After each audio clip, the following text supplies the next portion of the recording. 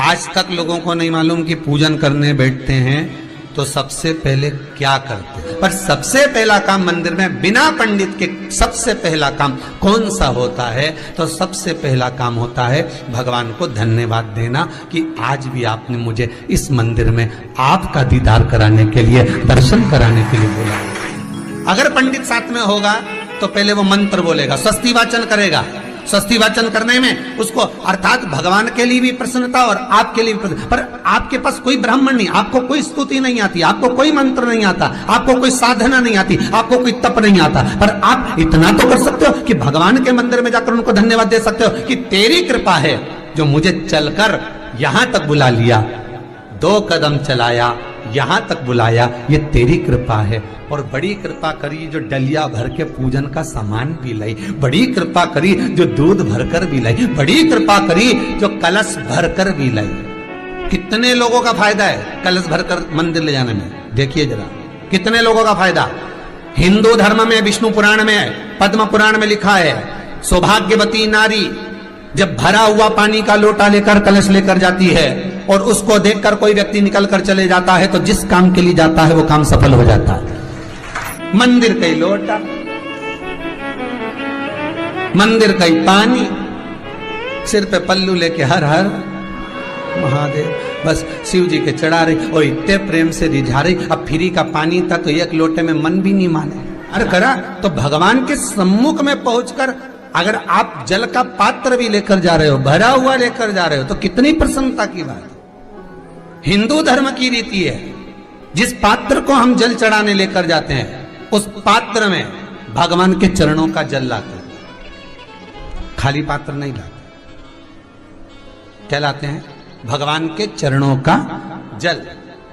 उस चरणों तक को लेकर आए, घर में रखा, सबने अपने नैनों में लगाया, हृदय में लगाया, चित्तवृत्ति में लगाया। खाली पात्र हम लेकर वापस नहीं आ रहे हैं।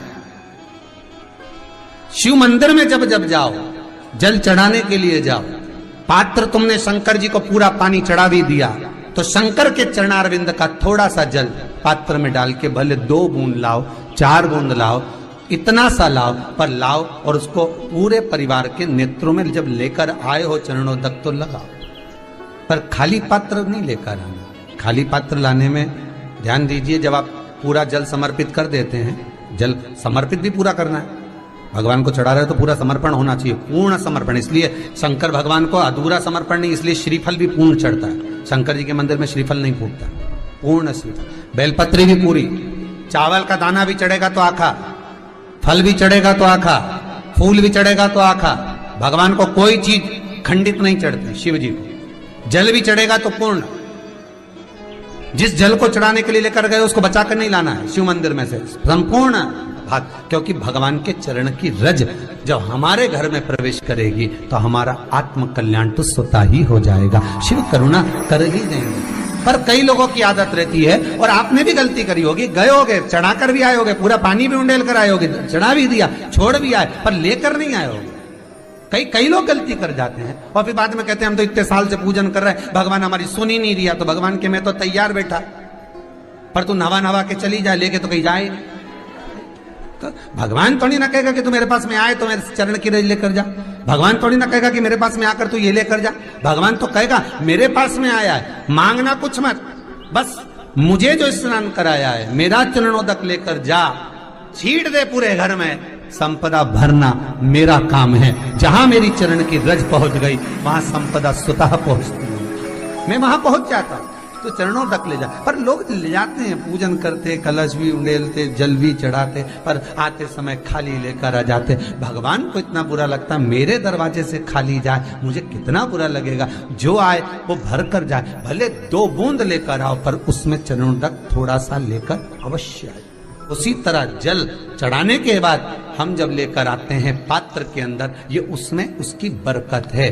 गर्ग संहिता में दूसरी चीज कही, उसको भी समझ लीजिए।